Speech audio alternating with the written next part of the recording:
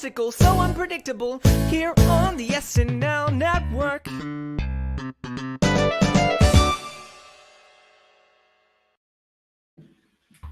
Yes, that is right. Hello, everybody. Welcome to our first Monday night roundtable of the season. I am so excited to be here to talk about the James Austin Johnson hosted premiere from season 47, or really the Owen Wilson and Kacey Musgraves episode. Sean's looking at me like I'm crazy, but we're going to talk about it. Yeah, we're gonna talk all about. No. It's the new feature player that just took over the show. So we're gonna talk. Oh yeah, that's right. Yeah, we're gonna talk all through that. We are live on YouTube right now on a Monday night. We will be here every single Monday night. So if you want to join us in the conversation, that's always really fun as we get to talk through really everything from the show. It's a little bit different than what we get to do on Saturday nights. Saturday nights we talk through everything, give our immediate hot takes. Monday nights we go into more detail. We get to talk through the sketches that we want to talk about, and we talk through what everything meant in terms of a macro perspective. What does this episode mean in terms of the history of the show? A lot of fun things that we get to do on Monday nights. We have some excellent panelists that are joining us on Mondays, and we get to start this week with some great ones. Joining us is Rebecca North. Rebecca, how are you? I'm good. Glad to be back. Season 47. Hello, YouTube. Yes, for sure. Really happy to have you. Rebecca, what have you been up to? Just watching SNL, hanging out. I was in New York for a bit, but wasn't there for long enough to try and get tickets to see the show live. So disappointed about that, but I'll be going home in December, and that's what I'm really hoping for, that raffle. Yes, for sure. Well, we hope that you get there. And if you get there, you got to give us the inside scoop from everything you get to see at the show. Joining us for the first time on one of these roundtables, it is Sean Grant. Sean, how are you? Yeah. Oh, man, I'm excited, man. I'm doing great. Yeah. What have you... just introduce yourself to the listeners, Sean, because you joined us for some Brooklyn Nine-Nine coverage last month, and maybe the SNL listeners haven't got a chance to get to know you yet. For sure, man. Well, I do stand-up comedy around Los Angeles, and I do improv as well. You can catch my team over at the West Side Comedy Theater in Santa Monica, and we also have a residency over at the Clubhouse in LA and at the Pack Theater. Bernie Mac and Cheese is the name of that group. And yeah, I do some dabble in sketch, but mostly stand-up the last 12 years of my life. And yeah, I love SNL, man.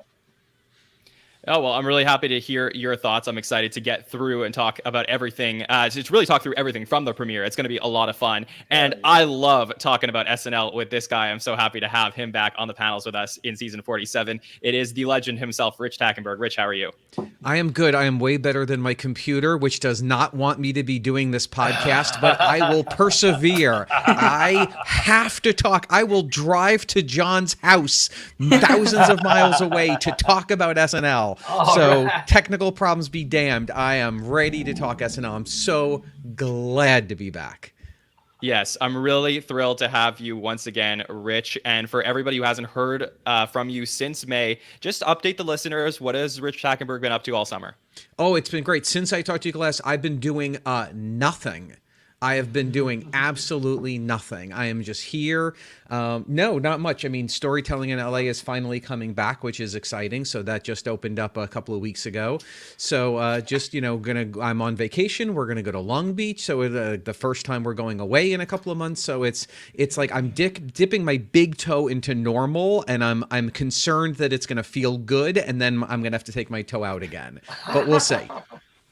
Okay. Well, let's talk some SNL. I'm excited to do this. Let's talk about everything we got to see from the premiere. We had some major storylines heading into week number 1, which was we had 3 new cast members. Very excited to see what they were going to do, and one of them ended up making a really big impact. That was really the headline from week number 1. We got announcements for the first 4 weeks of hosts, and we started off with Owen Wilson. And what I would like to know from you, Rich, is what were your thoughts on SNL booking Owen Wilson for the premiere? I know you have always had very strong opinions about SNL premieres in terms of their overall quality. How did you feel like Owen was going to do going into it? It was a strange booking for me. You know, it wasn't a stand-up comic, which I expected it would probably be a stand-up comic to give us a very strong monologue, or an alumni was the two ways to go. I think I was very surprised to see Owen Wilson in context of knowing that Jason Sudeikis is going to be week 4, which could be scheduling, but that felt like that would have been the stronger way to go.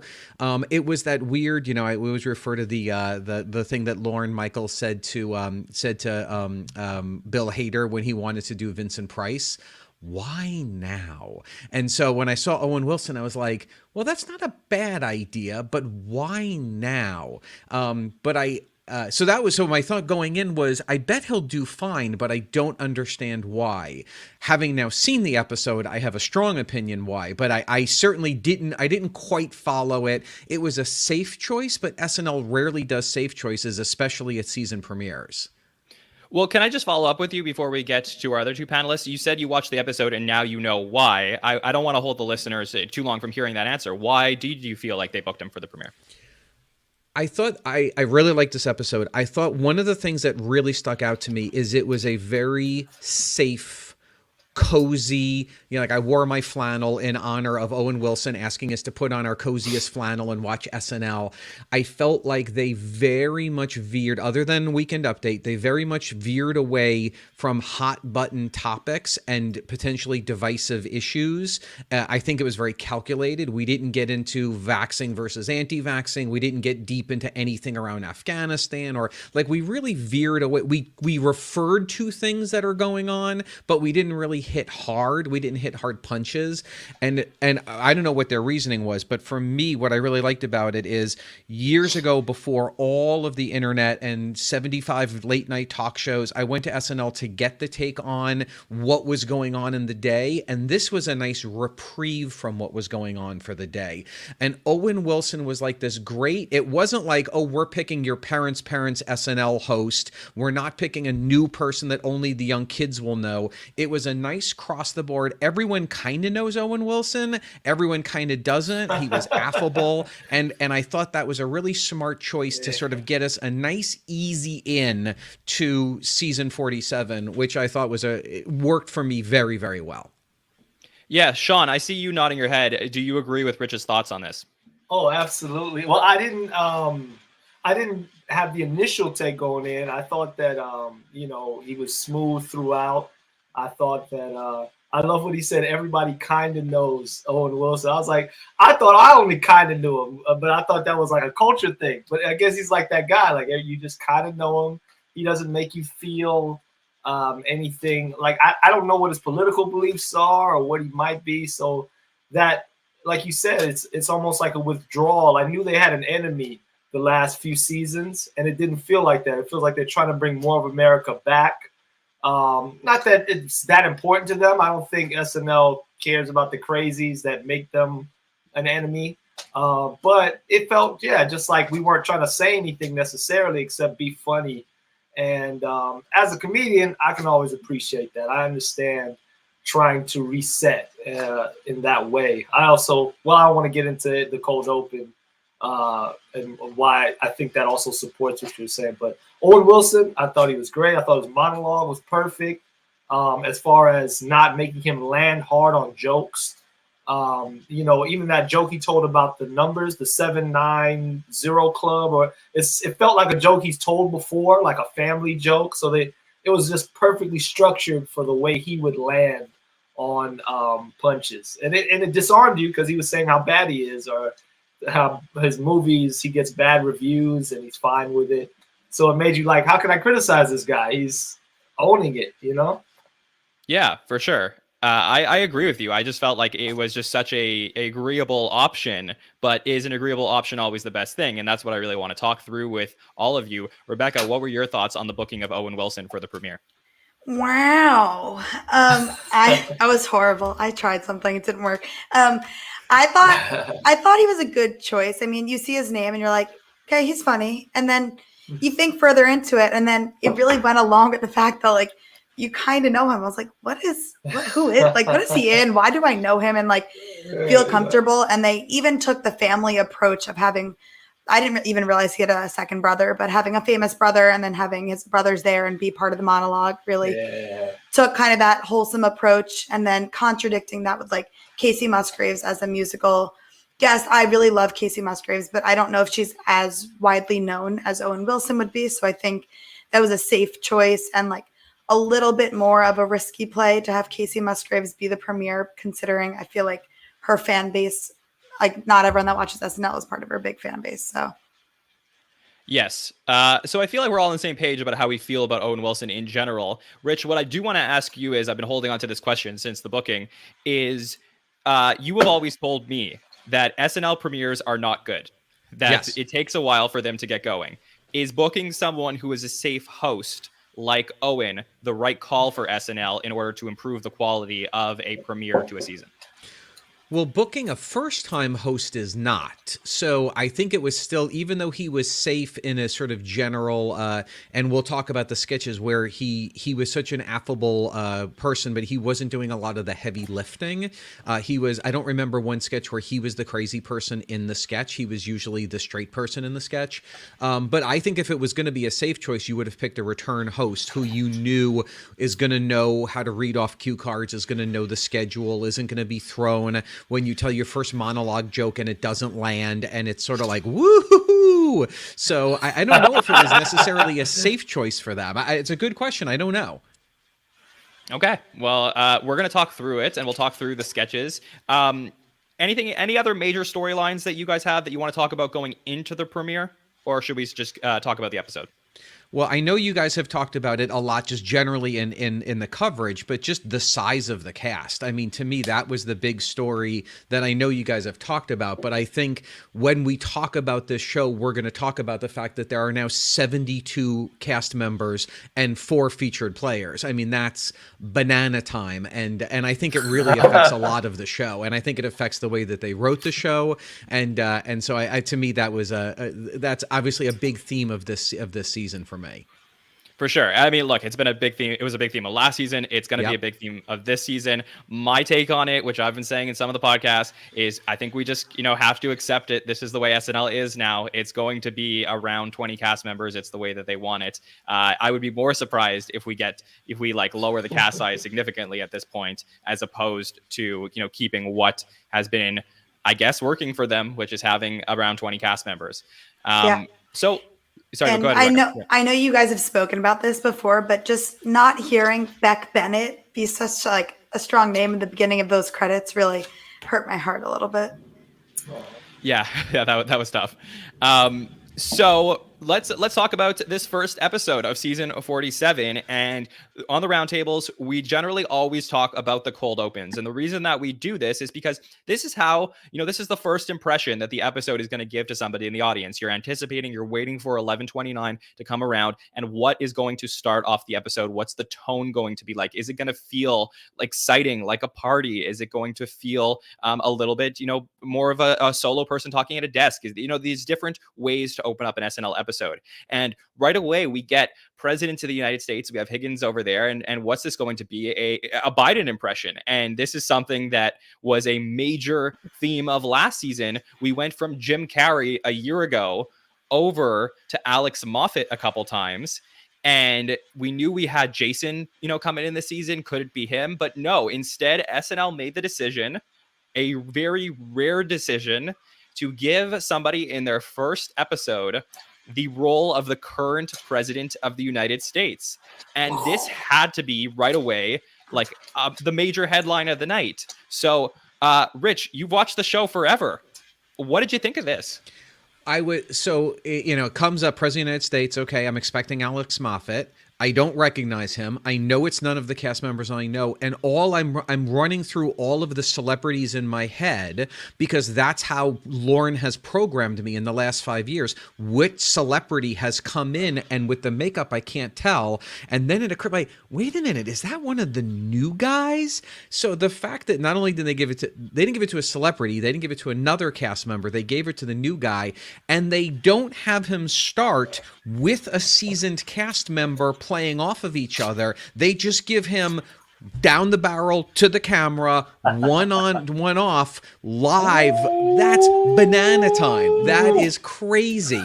So, I mean, but I really thought he did such a great job. And I want to talk about him, but also one of the themes that we see is how much the show needed a solid impressionist. We just needed a good impressionist. And what makes a good impressionist? Different people have different opinions, but this clearly showed how good it was. And I'll start there. I would talk about Alex Moffat and stuff, but in general, I thought it was a really good lead off to the sketch, and we can talk about the sketch more. But I'm interested in everyone else's sort of just out of the gate impressions. Rebecca, over to you. Your thoughts on the cold open.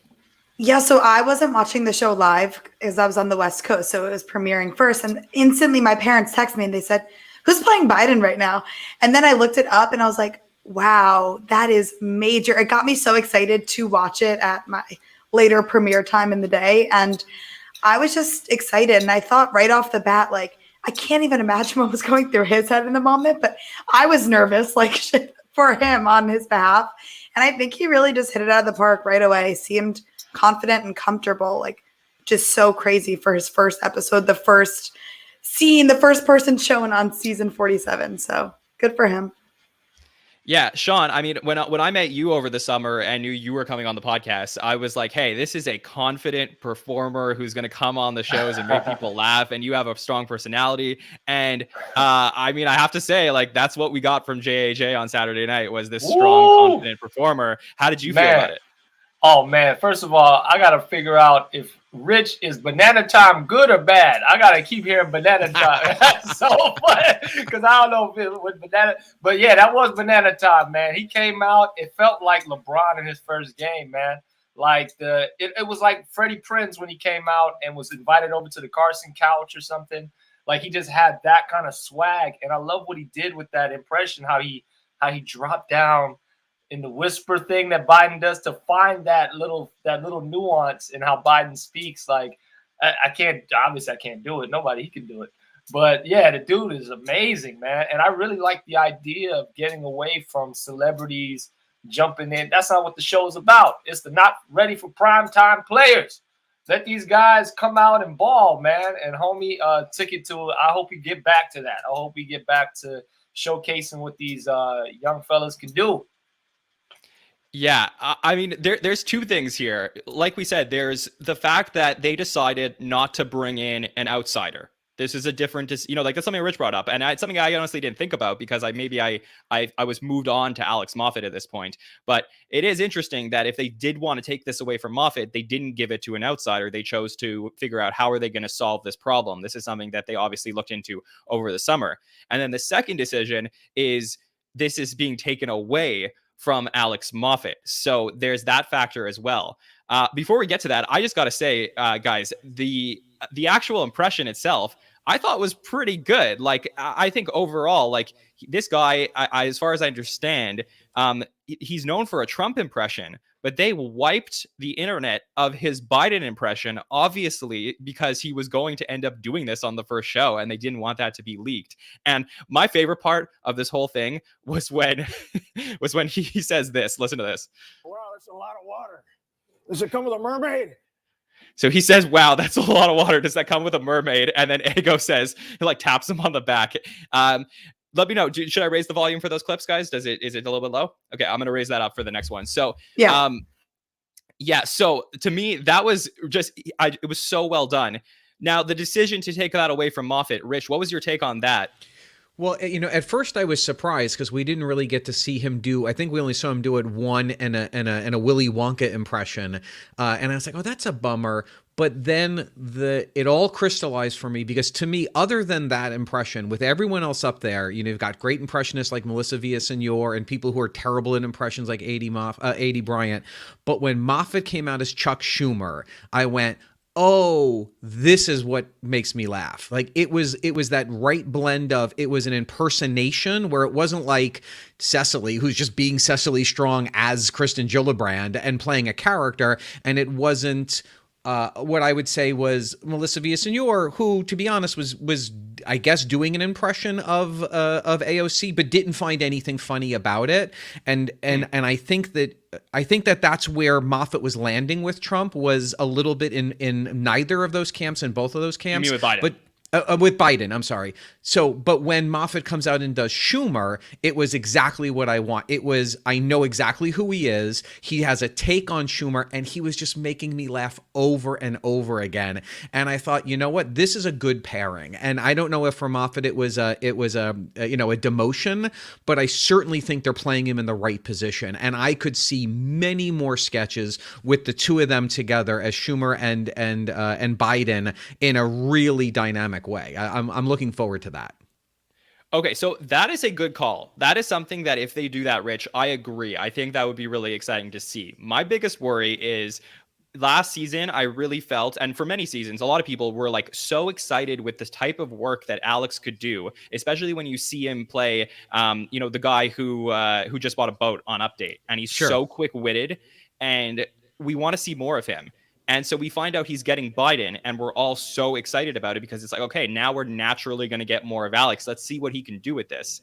And I almost feel like it was taken away before we got a chance to see that. And that's what I'm a little bit disappointed about. Nothing to do with JAJ, who crushed this, but I just am a little bit disappointed that obviously the show, maybe they do know best, and this was what's best for the long-term growth of the arc of them playing Biden for many years. But it was a little disappointing to me just not to see where Alex's trajectory could have gone. Rebecca, you have any 2 cents on this? Yeah, I completely understand that aspect. And you see Moffat shine when he played Chuck Schumer Saturday night. But I thought back to last season, and I was like, okay, Jim Carrey played Biden. And I didn't even think twice about Alex Moffat playing him at all. So I think maybe I was excited for him in the moment, but it was not memorable at all. And I think Rich really hit the nail on the head with the other impressionists there, or A.D. Bryant playing a role. And then obviously Cecily Strong always plays the crazy and always does such a good job in making you laugh because she has that chaotic energy to her. But Melissa Villaseñor was such a heavy impressionist hitter in the first few years of her being on the show. And I kind of feel like that's died down, and a lot of her role has died down. And there might be a reason, because her AOC was just not funny, just not funny at all. So I just really was kind of disappointed by that. That's so interesting that the two of you have the same take on that, because a lot of people on Saturday night really like that impression. So it's great to get the differing opinions. Yeah. I'm sorry. Go ahead, Sean. I cut you off. Oh, no. Go ahead, Rich. I was just going to say, I love Melissa Villaseñor personally, and I love so many of her impressions, and I wonder if that's drafting off of, because I don't know that she said anything that was even designed to get a big laugh. She really was like the straight person, and I hope that Melissa can do more. Melissa's very good at technical impressions, and we'll talk about the host because I was so bummed we didn't see it, but I think if, I would love to see her dial up the way that Moffat dials up Schumer and the way that JAJ dialed up Biden to find the funny, not to just be accurate. Yeah. Okay, Sean, go ahead. Yeah, I'll say I feel like AOC is very hard to lampoon, so you got to be careful with that. It's a scary impression to even be playing with. But as far as what you were saying, John, you're my boy, man. I appreciate you hiring me onto this show, but you're wrong, man. Okay? Look, I don't give a damn about Alex Moffat right now. That boy is good, okay? Get Drew Bledsoe out of there and get Tom Brady in the game, baby. He's a baller. This kid is a star. I want championships right now. I don't want to rebuild. I don't want to wait on Moffat's Biden to get better. I want JAJ. Sorry. I think that's it. But you're so right, though, Sean. Honestly, I'm wrong. You're right about this. I do like Alex, but at the end of the day, we have to do what's best for the show moving forward. And to me, we started this conversation with Owen Wilson was an agreeable host. He was, somebody who came in. I joked about it at the beginning of the podcast, but it almost felt like James Austin Johnson was hosting this episode. And that was kind of crazy. I don't think we've seen a premiere like that from a new cast member in a very long time. I'm sorry, John. Yeah, the way he was moving the ball in that, to pass it off, that's what do you have to say? He kept a good pace and he had a great impression, man. That's hard to do. Yeah, and for those who didn't check out the show on Saturday night, our hot take show, I mean, the statistic about this is that in the history of the show, the entire 47-year history of the show, no cast member has ever taken over the presidential impression from another existing cast member in their first episode. It's never happened. That's So wild. that's really crazy. And then there was two cast members, Joe Piscopo and Randy Quaid, going back, I think, 36 years, that have played the president in their first episode. But these were like coming into new casts in season 6 and season 11. So this is not something that ever happens. So the fact is, obviously, James Austin Johnson made a huge impression on the producers for them to go in this direction. Rich, anything else on this? I love it, and it's what we said. I wish they had done that with Trump years ago. I wish they had taken it away from Alec Baldwin, mad props, given it to a new cast member who did a great Trump. And so, lesson learned, I think this really sets us up great going forward. For sure. Let's talk about the episode. The way we do this on our roundtables is I go to every panelist and I ask them what sketches they want to talk about. We don't get through every single sketch, but we like to go in a little bit more detail here. So we're going to go around the roundtable and I'm going to ask them a sketch that they really want to get into. And we'll talk about what that sketch meant for the quality of the show that night. So Rich, let me start with you. What sketch do you want to talk about? God, so many good sketches. I mean, I really thought this was really strong. The sketch I want to talk about, I don't want to say it's the best sketch. I think we're all generally in agreement here with the best sketches. But I was the most intrigued by the women's talk show sketch because it wasn't The View and it wasn't The Talk. I thought it was such an interesting choice that they came out of the gate deciding to do a fictitious talk show. And I thought it was a really good call. And I liked it. I really liked this sketch, especially because if you had decided to make fun of the current hosts of The View, I couldn't tell you who they are. I mean, I know Whoopi is still there, but I don't know who anyone is anymore. And what I really liked about it, especially like Cecily Strong and Aidy Bryant's character, is they weren't making fun of individual people who I don't remember. They were making fun of the archetypes that these daytime talk shows have kind of become in their cast. And I just thought that was really smart writing. And I don't know if it was fully for me because I'm not a fan of those, but I really liked the writing of the characters. And I thought there was a lot of fun to be had. And it was also for me, I thought a good example of our host just being, just being the second banana, like being the straight person, like just not being the crazy person to what was going on, but supporting and coming. And I thought it was really nice. So I thought coming out of the monologue, I just thought it was a really nice way to start and be topical, because obviously it was relating to topical events without being, we're making fun of something topical, but if you don't know what it is, you're not really going to laugh along. And they made it a bit more evergreen, which I liked. That's a great point. Rebecca, what do you think about the women's talk show? Rich, respectfully, you're wild, and that was so bad. Oh my God. That was the first sketch I saw, and I looked and I was like, oh, this is going to be hard to get through this episode. This is not good. There was one part of that like made me laugh, and it's when Owen Wilson's like, I don't want to draw attention, but I'm going to put my hand on whoever's head tested positive, and I chuckled.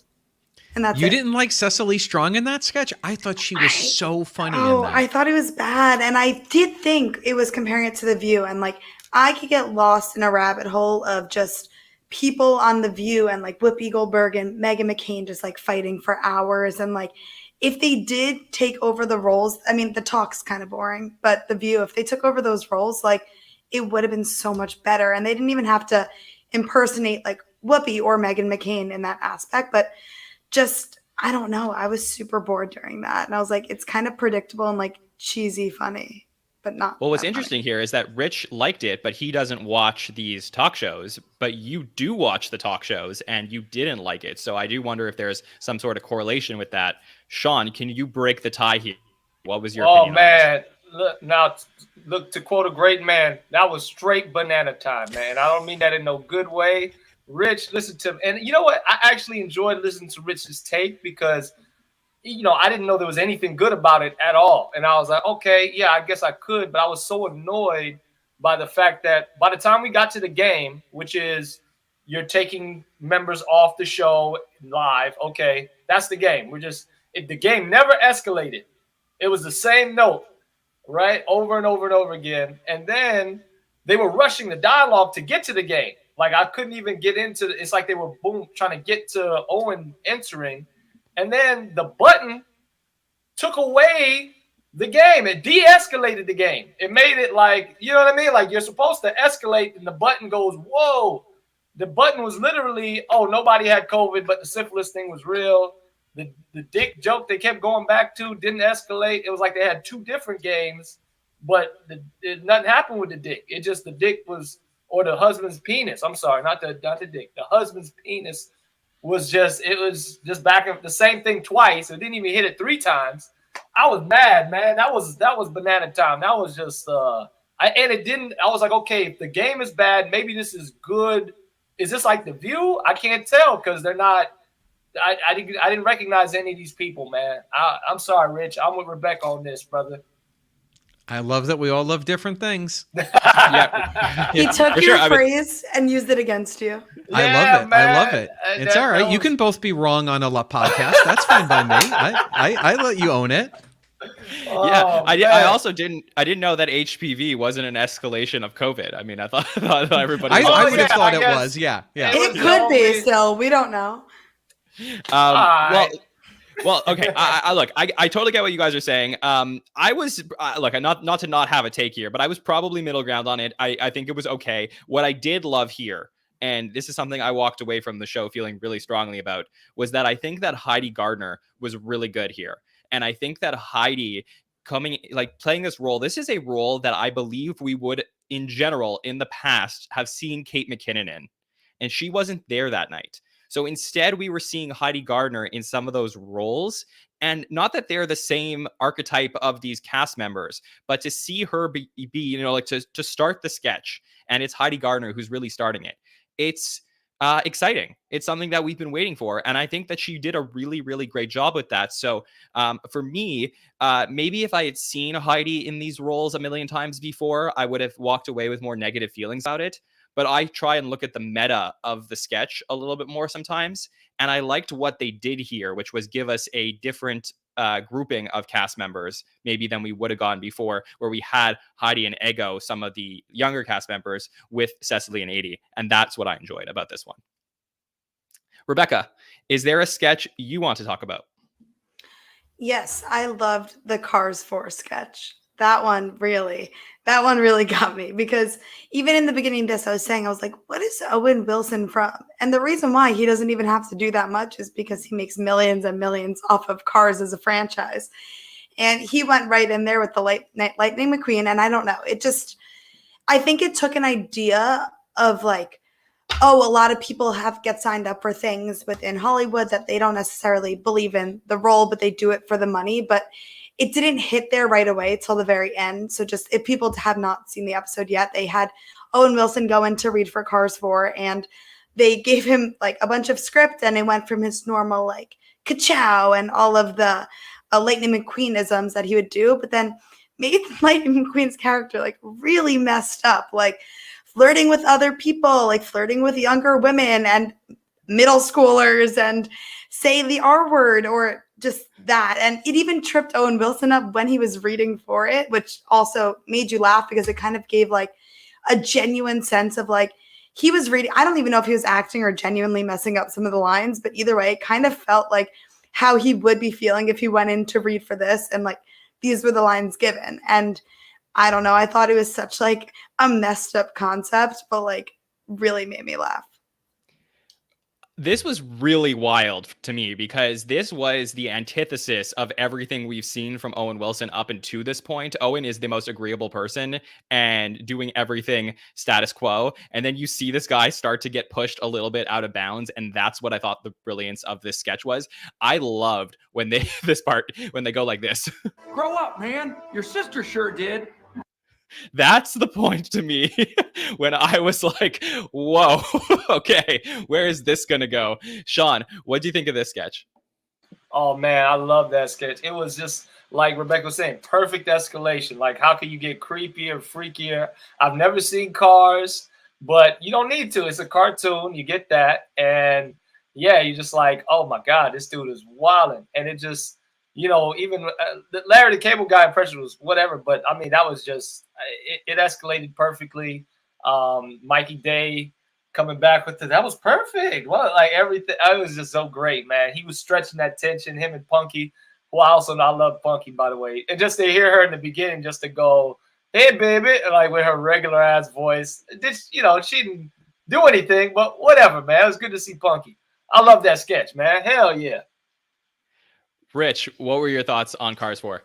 Well, I think the news headline that came out of this is that there is not going to be a Cars 4 that Owen Wilson is in. I think that was very clear that that door had closed. I loved it. I mean, and I think what I loved about, this sketch without Owen Wilson, if you have, if next week, if this was Melissa Vias and you're doing an incredible Owen Wilson parody in this sketch, it's a titter. It's the fact that Owen Wilson was willing to do this sketch, and you could have softballed this a lot of ways. I mean, clearly his character is, it's not him. He's not suggesting this, but they went to dating underage cars. Like they are, and the fact that Owen Wilson was like, yeah, I'll do that. Yeah, that's fine. I'll do that. I thought it was great. I mean, as Sean sort of said, I mean, this did not escalate at all. This was very just sort of, it was the same beat over and over again, but I loved it. I love the fact that the car is in court by the end, and yes, the Larry the Cable Guy impression was great, but also huge shout out to the art department because the illustrations behind him were so fun. I thought this was really great, really, really fun. Yeah, they were killer, and I love that at one point here. I'll play this for you. Listen to this. Hey, Lightning, what are you doing? That's my sister, buddy. Not tonight, Mater. Hey, come on, Lightning. Why her? Power. I love the power. It's so sick. It's so sick. Like every time he's like, Power. that is just so perfect, and it was just such a way to like, it was just really good writing. And this was this was written by Streeter Seidel and Jake Norwind, one of the new writers, and I just thought this was such great writing. So and well wouldn't done. you have So loved to escalated. see even if whether it was Streeter, whoever it was, the person who pitches it, who goes to Owen and says, "Okay, we want to do a Cars thing." Like I can't imagine selling that to him, not knowing how that's going to go over. Yeah, they're like, why do you want to do this? Power. All right, this was really great. This for me was definitely one of my highlights of the night. Sean, is there a sketch that you want to talk about? Yeah, you know what? The Star Trek one.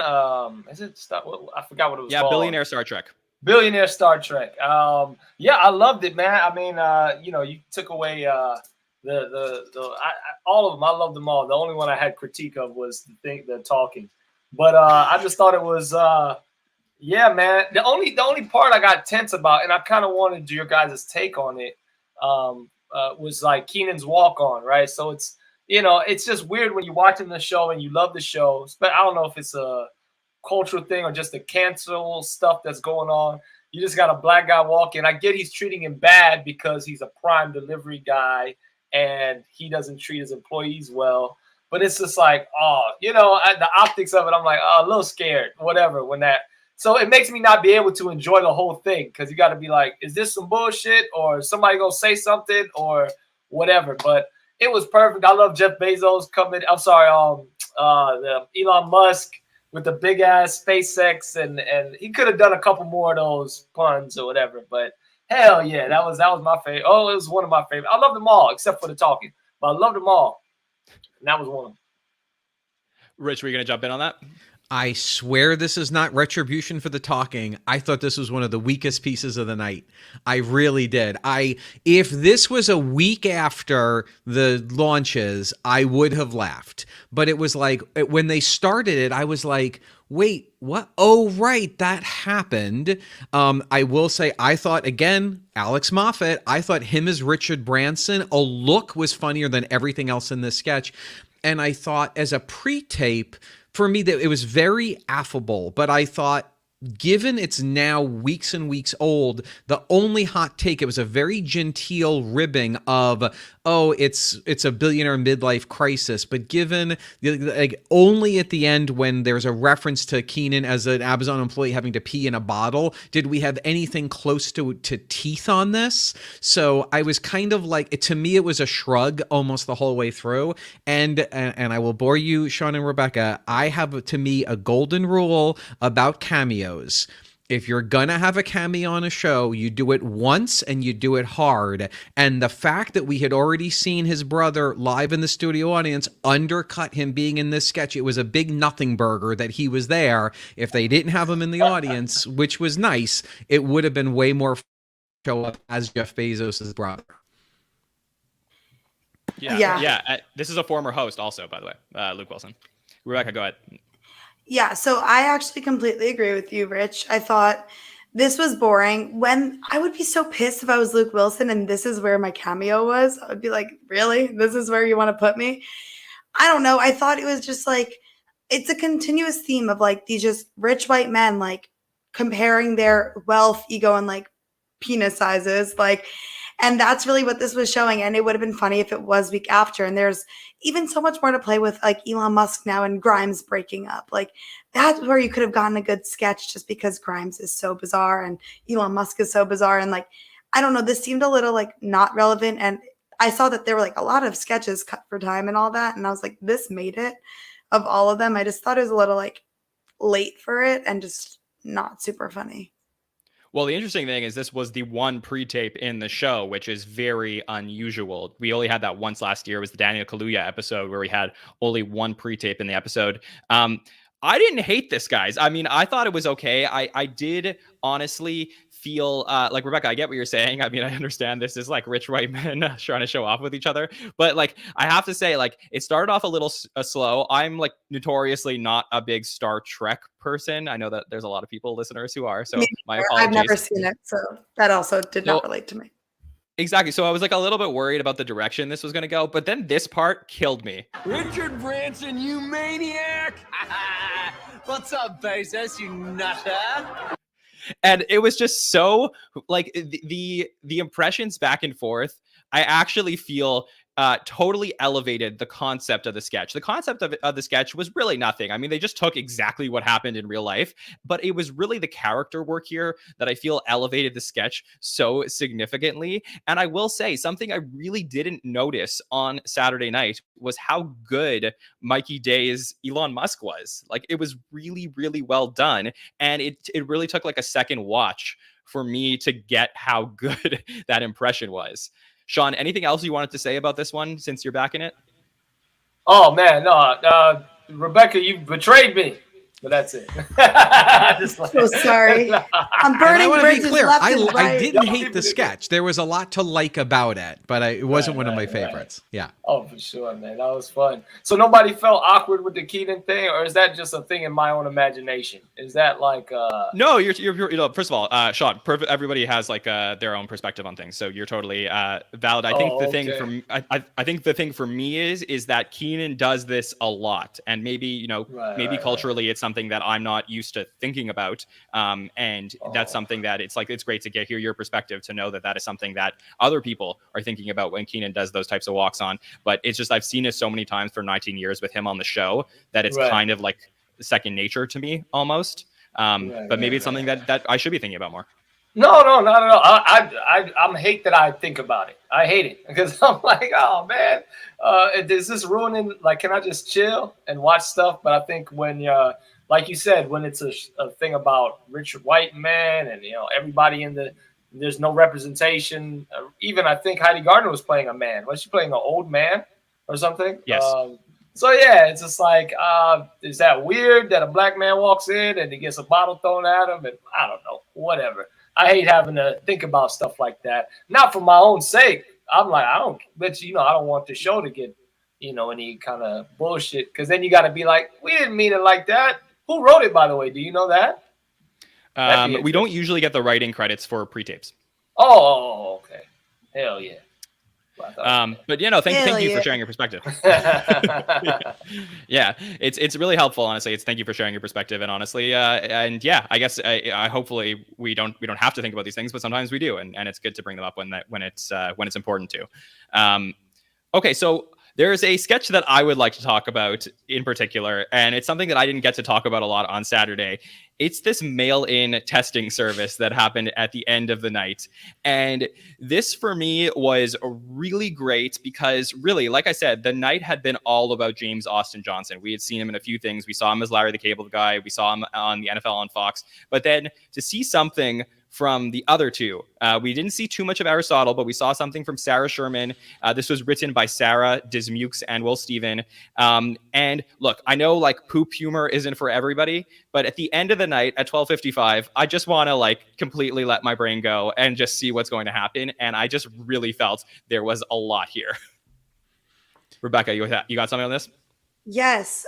So I know it was a big night for JAJ, but Sarah Sherman, really, for a first episode, like premiere, first of all, she's hysterical. Like she was, Andrew Dismukes is always good. And I mean, he pulled through again with just being funny as he does. But I mean, she was the standout for me besides the Chris Redd cameo at the mailman. But I think Sarah Sherman was a real standout here. And I was like, wow, I'm excited about her. And I thought that she did a great job, and just the concept was so stupid, but like so well like received. And not to bring it back to the talk show sketch, but they had a kind of a dumb idea like that too, with like a bunch of people getting COVID or HPV and that. But this had the same stupid idea of them just like playing with people's poop before, like while they test it. And I thought it was just so good. And I did feel a little bad for Aristotle Athari, the other new cast member, because like I thought Sarah Sherman had a big night, not as big as JAJ, but decently big. And then he was just there with like the little director guy and just snapping that little, I don't even know what that's called, but before each take. And I was like, oh, poor Bracito. He really did not get a chance to sign. And I thought she was incredible. And it was just a dumb, funny sketch, which is like, why you turn to SNL, especially towards the end of the episode. They know like you're losing it that late in the night, and like you just need something that's just gonna be funny. And Rich, the energy from Sarah was off the charts on this one. Oh God, I love this guy. I thought this was so fun. I mean, as John knows, I'm a big fan of the 10-to-1 sketch. I'm always very sort of keyed into what are we going to do as the last sketch of the night, and I thought this worked so well because it was weird and dumb, but it wasn't too weird and it wasn't too dumb. Like the whole premise that they would play with poop is inherently silly, but there's something weirdly kind of like, I kind of know where you're coming from. It wasn't just weird for weird's sake. Like they really walked such a great line. I thought the two of them were great. It was great to see Dismukes playing a big character instead of an understated or a straight person. I thought she was great. And I think what they needed and what they had was Owen Wilson as the perfect straight person, because Owen Wilson wasn't like, you guys are weird. He had this really nice line of like, you don't think people are going to wonder if you're actually playing with the... Like he played it so well, and I thought that the way that they interplayed off each other was really fun. So I really like the energy. I really like the delivery. I thought this was a really fun last sketch of the night. Yeah, I love this comment, by the way, from Sarah in the chat. We're live on YouTube, so we have people watching along. And Sarah says that Sarah Sherman gave her Sherry O'Terry vibes, which I actually totally agree with. Just the energy. Honestly, when the thing escalated and when Sarah goes like this. Who the hell do you think you are? And she just yells, who the hell do you think you are? And it was just, there's just this energy from her that we don't get from some of the other cast members. That's why I think I love this one so much. Sean, what about you? Yeah, it was a perfect post-update sketch. It was stupid. I mean, yeah, I could easily see that pitch getting shot down. I mean, it's so stupid. But yeah, they had fun with it. And as far as Aristotle's concerned, man, take your time, baby, slow and steady. You understand? Get your feet. Well, don't leave people moving fast, man. You get shot down pretty quick in the front lines. Not that I would do it. But I think I'm glad that JJ and Sarah are doing their thing and they're getting shine. But lay low, Stottle. Take your time. No, don't try to keep up with them, man. Do your thing. I don't think it's his choice.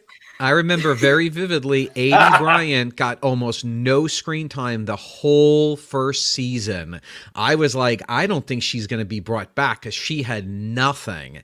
And, same Mikey Day, very little, when he was a feature player. So you never know. You never know who's going to pop. You give him time.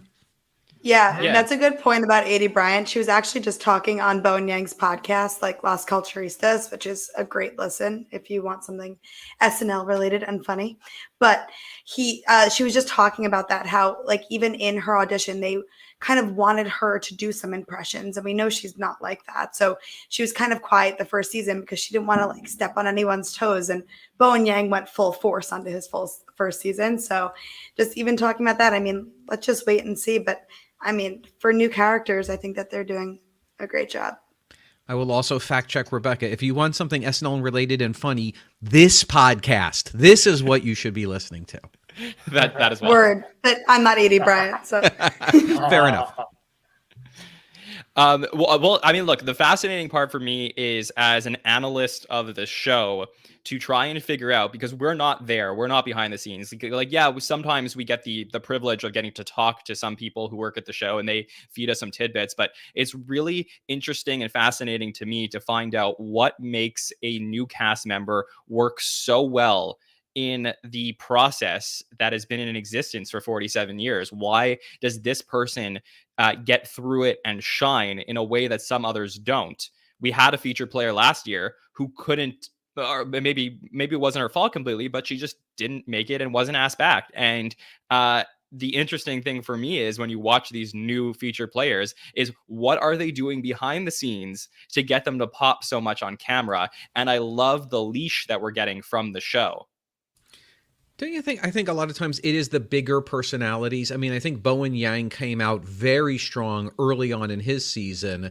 And I think, Ego it took her, I think 2, maybe 3, probably only 2 seasons, but I don't know that she was very strong in her first season as far as amount of what she got on the air.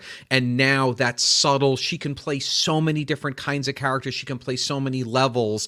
We're now seeing that now that she's in. I mean, her Weekend Update character was chef's kiss. It was so good. It was really, really wonderful. But I think I do wonder, being an impressionist clearly gets you a fast pass on this show. And I think being a big personality gives you a shot. And then if you don't have the goods behind it, you'll fade quickly. Yeah. I mean, also Bowen, it's a lot behind the scenes. He knew the ropes. He knew what to do. And he was working in the area for enough to know. And like what you're saying, I mean, Chloe Fineman completely saved SNL at home with her impressions alone. Yeah. But I'm actually really happy, not to sidetrack, about the Weekend Update sketch with Ego and Odom. I thought that was so good. Like, I was just so happy. And I know we discussed initially, like this episode kind of played it safe in terms of just not having a lot of controversial content or polarizing views. But I thought that was something that, like, I have been watching the news and hearing all about the Gabby Petito case. And then there's also been so many other things saying, like, yes, it's a horrible thing. But why is a 23-year-old white woman from like a rich suburb getting all this attention when there are a lot of other people? And it should not demise her attention in that aspect. But I thought that Ego being someone that was missing for years, talking on it and giving her point of view as like a Black woman who was missing for so many years was just so smart. And she did it in such a good and funny way that she was able to get her point without being like, Yeah, no, I love that they didn't actually mention Gabby Petito. I think they just got a generic picture of a white woman. So you didn't have to, because it's been such a thing in the Black community for such a long time. I mean, it's just something that you just know. So I don't know if that's like brand new to a lot of people, if they would immediately think that we're just talking about the Gabby Petito situation or case. But yeah, it's just something like you go to Walmart and you see like all these missing Black girls, children, and nobody. They even did like a thing where they had the kids sit under their missing picture and they were Black and nobody noticed. But it felt like it meant something. I was almost believed that Michael Shea tweeted that, which is so funny as a button, because I was like, damn, did he really? Did he say something like that? I mean, he really believes it, I'm sure. But I don't know, man. It just had such a perfect button. The jokes hit hard. And yeah, I really love that character. Yeah, I mean that's just what they do well. Is it was insightful and funny without being preachy. Like if you didn't get it from the jokes, you were never going to get it. So they didn't have to beat you over the head with it, which we don't always walk that line perfectly on SNL. I thought this was. I think the game of the scene was a little repetitive after a while, but I also like Ego is just very comfortable like being unflattering for the sake of a joke. And what a perfect button, because there's always the girl that at the party, and there's all this that that at the end she's like, you didn't even ask my name, and I thought that was such a perfect button to the sketch. Great call. Yeah, I was going to say the same thing, Rich. I mean, the cherry on top is that literally, like in the notes that I took, I mean, she's listed as the black woman who's been missing for 10 years and they didn't give her a name. I mean, it makes the whole thing like really feel real, and it was really interesting. And I love what Ego is doing at the update desk. I really feel like we are seeing like a female Eddie Murphy, and I just like love that she's like coming out and she's just hitting home runs every single time. Yep. Sorry, John. I had Eddie Murphy. Come on, that's sacred ground. No, it's fine. No, do your thing. Well, I feel like they're ain't coming no from the same white place. Eddie They're Murphy. good. Ain't nobody is Eddie Murphy. I know, but I love that. Let me stay away from that. I love Eddie Murphy. Yeah, no, I'm really liking what we are seeing from Ego. Rich, is there anything else in the show that you wanted to talk about? I think the tribute to Norm is worth calling out. A huge important part of the show, and the fact that not only did we call out, he's only the second Weekend Update host to pass away in 47 years. Given that there are people that started in 75, 76, 77 that are still alive, it's kind of amazing. It really wild kind of run. But I'm just gonna have fun. I'm gonna say this. I love Norm Macdonald, and my wife and I saw Norm Macdonald perform an hour away from here in Brea because we love him so much. I loved him on Weekend Update, but then I stopped liking him on Weekend Update because Norm on Weekend Update was such a pattern, and it became Mad Libs after a while. And what I thought was unfortunate, I love that they called it out, but in the jokes that they showed, Norm anchored for years. I think only half the jokes were funny, and I thought it was a disservice to Norm, and also kind of telling about what a host he was, about what a guest he, what a anchor he was, because he did have that. He loved the minimalist joke. He wanted the joke to be he wanted the punchline to be the most obvious truth, and when it works, it's hilarious. But when it doesn't work, it was so predictable to me, and so it was just an interesting reflection on Norm's time at the update desk. Rebecca, what did you think about this tribute to Norm that we got to see?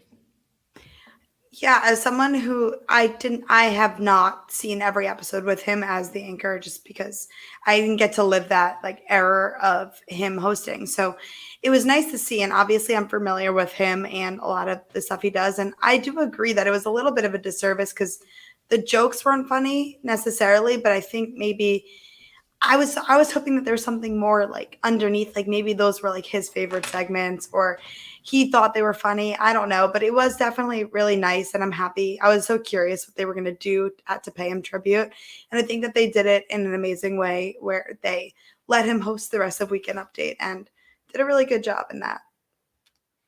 Yeah, Sean, I mean, as far as Norm is concerned, there's been a lot of tributes towards to his life over the last month. And what we consistently hear is that he's a comic. So you yourself being a comedian, how did you feel that they did with this tribute and in reflection of Norm? Yeah, I loved it. I thought that, I mean, it's hard to show it's Weekend Update, so it's all pop culture. So any comedian that you watch in retrospect, if you're not in that time, the jokes obviously won't hit as hard. I mean, when I hear Dick Gregory talk about Khrushchev and Nixon, I'm like, yeah, but it's the joke, so you can still see his mastery with the joke in the ones they chose, I thought. And I really thought it was sweet, especially considering the fact that I think he didn't exit well from the show. I think they fired him. He was fired, yeah. And he found out or he announced it on Letterman and had some beef with Lauren about it. And for, them to squash it, I don't know if they've squashed it years ago or whatever. But the fact that Pete was also wearing the Norm sweater Just, sometimes Pete does stuff just because he's Pete and he can get away with it, and he's that kind of guy. But then I didn't realize that they would then do the tribute, which spoke more to Lauren. I thought Lauren's thing was to let Pete wear that, wear the sweater, but to actually let Norm end it and show respect in that way, and that there's growth in these relationships. I loved it. I thought it was very sweet. Yeah, actually, you spoke about like the beef between Norm and the executives at NBC that ended up having a little bit of an influence over his direction at the show. He was this cleared up pretty quickly. I mean, he was asked to host about a year later. He had come back for SNL 40, and he had come back, I believe it was Will Ferrell's hosting in 2009. He was there for Goodnight Saigon, which is a very famous sketch. So he's a big part of the history of the show. And I think that everything was all good there by the end. And he had some great relationships with people who have been very well connected to the show. I think the thing for me is I love this tribute.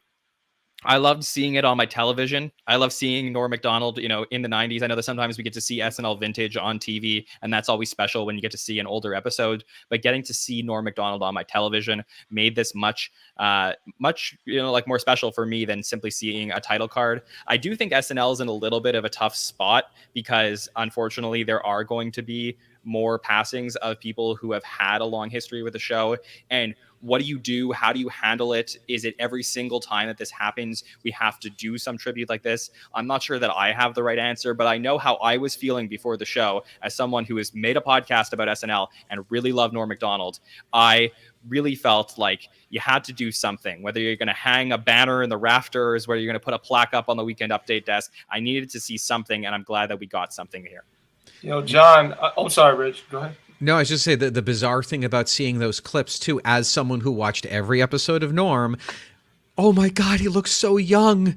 He was like a baby. It was like Boss Baby in a suit. It was, oh my God, that took me back in the nostalgia of seeing him so young was really touching. Sorry, Sean, what were you going to say? Oh, no, I was just going to say, John mentioned that there are going to be other people dying. John, as a numbers guy, who are you picking, man? Who's next? No, who's going to die next, John? Come on. That'll be our predictions episode. SNL by the numbers. Yeah. Not Eddie exactly. Murphy, no. Yeah, well, look, Sean, we have plenty of off weeks to fill the coverage with, so we'll look into it for later on.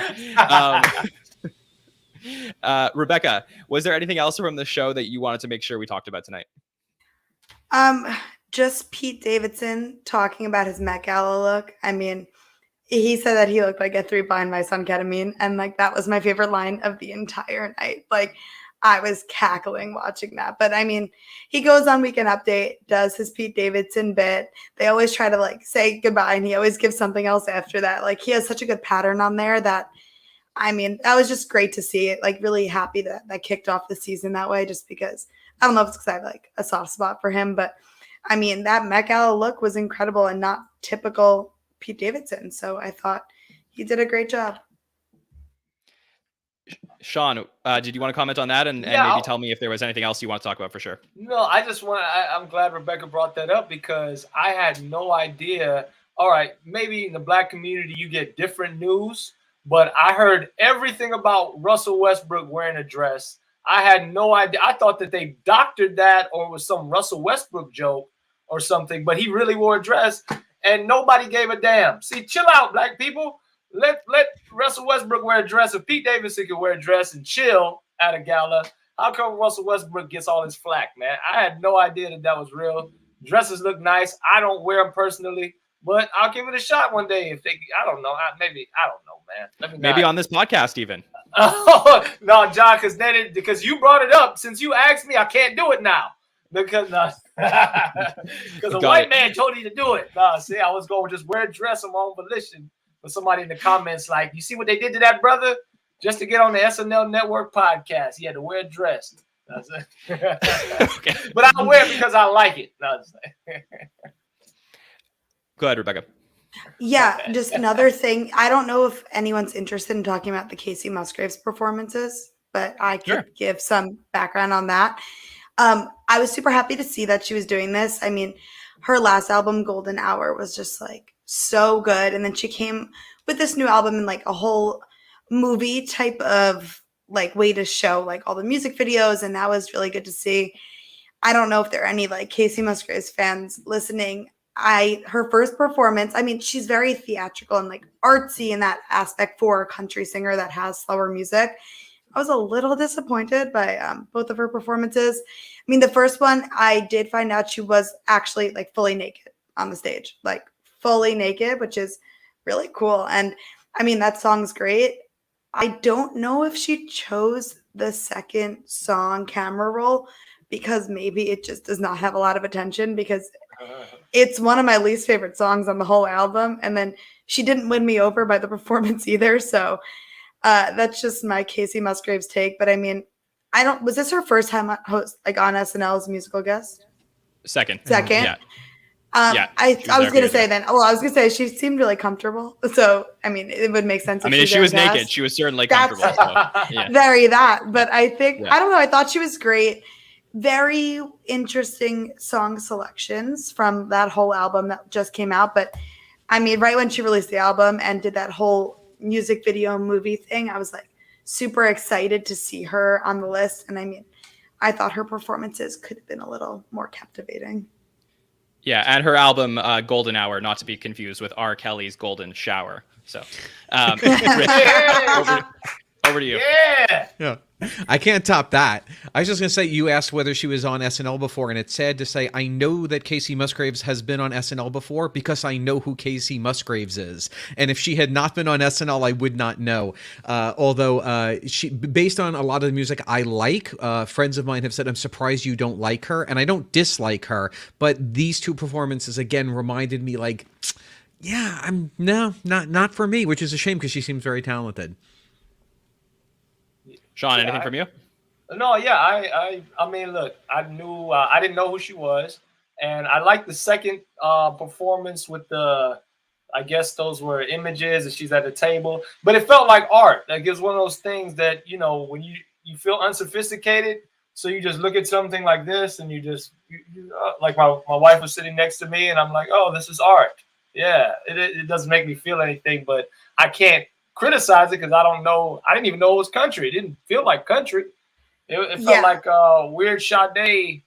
I don't know what it was, man, but it made me a little tired, but it was art. And I was present. She's good at that. She's really good at showing like an artsier view and like her whole music video, but she's really fun and like funny and has a really big personality. And if you like were to even watch, it's on Paramount Plus, so I'm sure no one has it, to see the Kacey. She made a whole movie of it, and it was like really fun and super funny about like robbing a mall, but then you hearing like this quiet music in the background. So I was really disappointed because I've even seen her live, and she just like, her interludes are her being really funny. And I was like, you're on SNL. You might not be in any sketches, but at least you make your performance a little bit comical. Like, I don't know. But Rich, I would take a listen to the album more because these two songs are just not it. Rich, you're muted. I just want to make sure you get that in. Oh, sorry. I didn't realize. Yeah. No, I actually have Paramount Plus, so I will check it out. I will give it another listen for sure. Yeah, and like, look, I'm a country music fan. I like Kacey Musgraves. I think Sean nailed it. It was just a little bit low energy for me. So that's kind of, when you're on SNL, you want to see some high energy stuff. And I think that Chris Redd summed up how I felt about Kacey Musgraves when he said this. I don't mind. I don't mind. It was okay. So over to you, Sean. Is there anything else that you want to talk about from the episode that we didn't get to cover? No, I'm excited about the episodes we have coming up, and it was a good tone setter, I thought. And I can't wait to see more of these podcasts with the other featured players. Okay, well, we're not done yet. I just wanted to know if there's anything else from the episode that you want to talk about. Or you say you're good. My bad. No. Sean's done. Hi, Sean. Yeah. My bad. Okay, well, the only thing that we didn't cover that I would say is just that Andrew Dismukes, to me, like, slayed me when he said this. Bitch.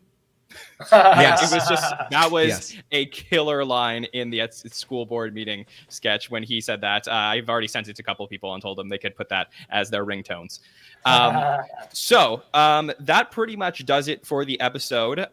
In terms of numbers from the episode, Heidi Gardner led the way with 5 sketches. She had the most for this evening. So it was really great to see that. I've been waiting to see that from Heidi. We had Melissa Villaseñor's 250th sketch. We had Andrew Dismuke's 50th sketch in this episode. And we also had Cecily Strong pass Bill Hader for 5th all-time in sketches in the history of the show. So just some really cool numbers there. Before we wrap the episode, Rich, I always like to ask you about the good nights. And we had a very long good nights for the premiere. Was there anything that stood out to you? Why are they wearing masks? Stop wearing the masks. Either wear the masks or don't wear the masks. I don't need performative mask wearing. If you needed masks, you would have been wearing masks before. So don't wear masks as a show of mask wearing. Very, very silly to me. But that said, I always love season premieres. The old timers always make a point to give the pointing to the new people. They raise their fingers and they point down to the featured players who are for their first episode. And I always think that's a lovely tradition that I'd say more of the female cast members stick to than the men because they're better than us. But that's such a lovely way to go. I thought it was a lovely, kind of nice, warm way to wrap up the night. I always look for that, and I didn't even see that much. I mean, I saw A.D. Bryant with Sarah Sherman, like when the camera pointed to them, and in the initial thing, you could see, I think it was J.A.J. was the only one in frame, and he was just like peeking through and saying hi. But I actually didn't even see a lot of that. Like there was in one of the wide shots, someone was doing it around the gang, but it was like in a big wide shot. Yeah. Yeah. Well, we got no moat for this one. It seems like everybody was pretty good with Owen, and it seemed like a really fun, great way to kick off the season. And I'm excited to see what's coming up. Rebecca, can you just give me final thoughts on the premiere? I thought it was good for a premiere. It made me excited for the season, and a lot of dumb humor, which like always gets me going and makes me laugh, especially so late at night. So I definitely think better than last year's. So that's promising so far. Sean, what about you? Give me your final summary of the episode 1 that we got to see of season 47. Yeah, perfect tone setter. It almost seemed to wipe the slate clean. Like, hey guys, let's, we're gonna disarm the politics, and it kind of it mirrors where America kind of is. I love the opening line of Update that kind of said that. Like, we're in a different place now. Let's chill. For sure. Somebody in the chat is asking who the top 5 in sketches are, just to let the audience know in case they were wondering the same thing. It's Kenan Thompson, and then it is Phil Hartman, and then it is Fred Armisen, Daryl Hammond, and now Cecily Strong is your top 5. Okay, I love Cecily to see making the Mel top in that 5. top I like 5 it. there. Yeah, for sure. Rich, final thoughts on the premiere.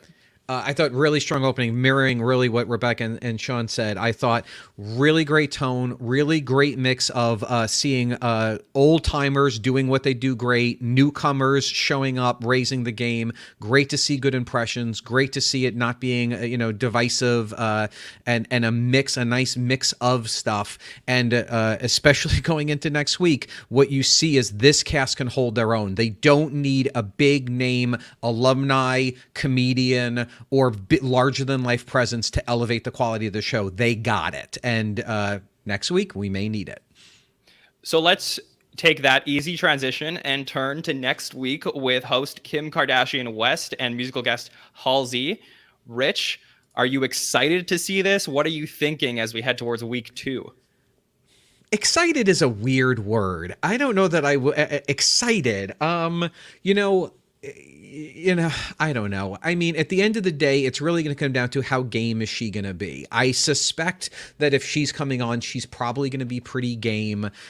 So I bet it'll be fun, more fun than funny. I hope that she more makes fun of herself in the way that Owen Wilson did the Cars 4 sketch, and then be the straight person in sketches and let the comedians be the comedians.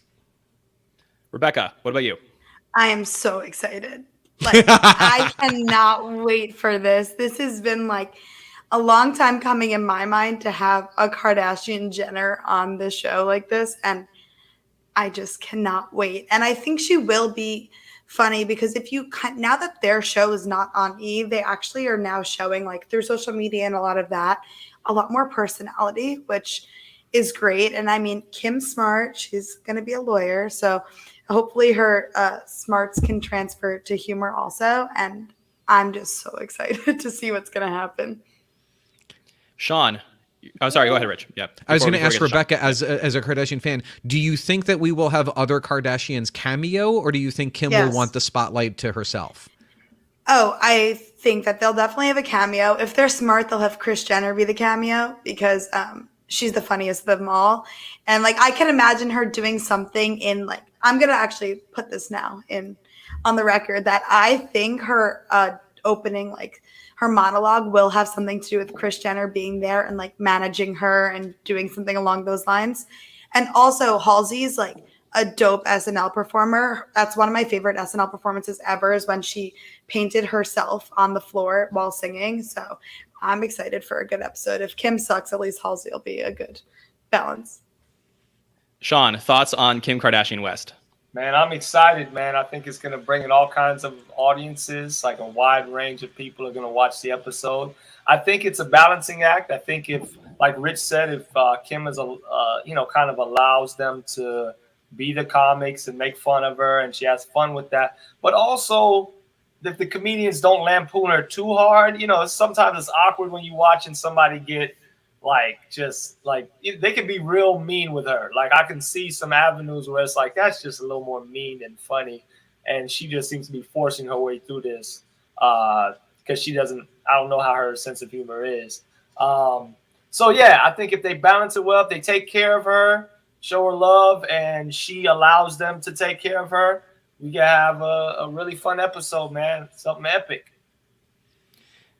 I'm excited to see it. Honestly, I know a lot of people have used the words Elon Musk when it came to Kim Kardashian West. I think these are two very different bookings. I think when it came to Elon Musk, we're talking about somebody who was taken out of his world and put into the SNL world.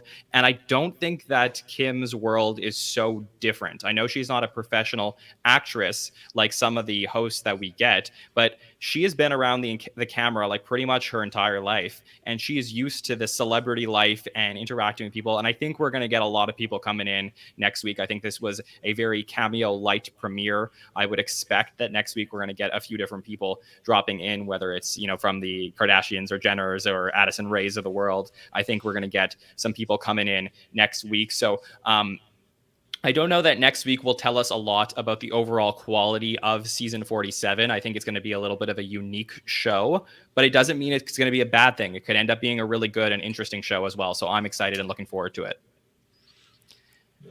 Before we move on and wrap up, I would be remiss if I didn't go to Rich on a word on Herb Schlosser. Schossler, is it? Yeah. So just they gave him a card at the end, and I'm sure most people have no idea who he is. I think it's worth calling out. He was the NBC executive who thought of the idea of Saturday Night Live. I mean, if it wasn't for him, they were running Carson reruns and paying Johnny Carson a ton of money for Tonight Show reruns on Saturday night, and he was the one who said, "Let's do some original programming, but we can't do another Tonight Show because Johnny will be mad. What if we go the other way and go super, super young and make it super, super inexpensive?" And brought in his head of late night, which was did Ebersol, and Ebersol found Lorne Michaels. So, not that he was a huge figure, but just if it wasn't for him, we wouldn't be here right now. So worth just a shout out to him. Yeah, thanks for that. Yeah. Let's talk about what's coming up on the SNL Network. I'm so excited about all the shows we are doing, and I will bring that up for you guys to see if you are watching the video. So tonight we were live with the first roundtable of the season. It was great to get to talk to Rich, Sean, and Rebecca. We will be back on Thursday for our first patron feedback show, and we just launched our SNL Network patron community. I'm so excited about this particular show because we get to talk about things behind the scenes a little bit more with our patrons. If you've ever thought about podcasting about SNL, this is a great opportunity. Come join our patron community. We'll be doing these shows every single week that there's an episode on. We're going to be taking questions from the SNL community and answering questions on the patron feedback show. There will probably also be an opportunity to call in and ask questions as well. So this is a really community-based show, and I think it'll be fun if you're looking for some additional SNL coverage at the end of the week as we head towards week number 2. And then week number 2 comes around on Saturday, October 9th with host Kim Kardashian West and musical guest Halsey. We will be live about 10 minutes after SNL ends, about 1:10 a.m. on our YouTube channel for our hot take show. Those shows are really fun. We are just like firing off the cuff with our takes of all of the sketches. We get to interact with the chat a lot more and get to hear everybody's thoughts. It's really, really cool. And it's great if you're looking, if you're watching the show and you're like, I need to talk to somebody about this, come find us on YouTube for our hot take show. And of course, we will be back here in just 1 week for our next roundtable. So that's what was happening on the SNL Network and what is going to happen this particular week. I'd like to thank our panelists for joining us. First up, Rich Tackenberg. It's so great to get to talk to you again, sir. Where can people reach out to you? Twitter at Rich Tack, Facebook, find me Rich Tackenberg. I'm not doing a lot on social media, but I love talking about this stuff. So I'd love to be looped in. Absolutely. Rebecca, what about you? Where can people reach out to you? And thank you for joining us. Of course. By the way, every time I read patron, I thought it was Patron. So that's where my mind's at. You can reach me at Rebarbecue just about anywhere. And thanks for having me. For sure. Yeah, it's very funny.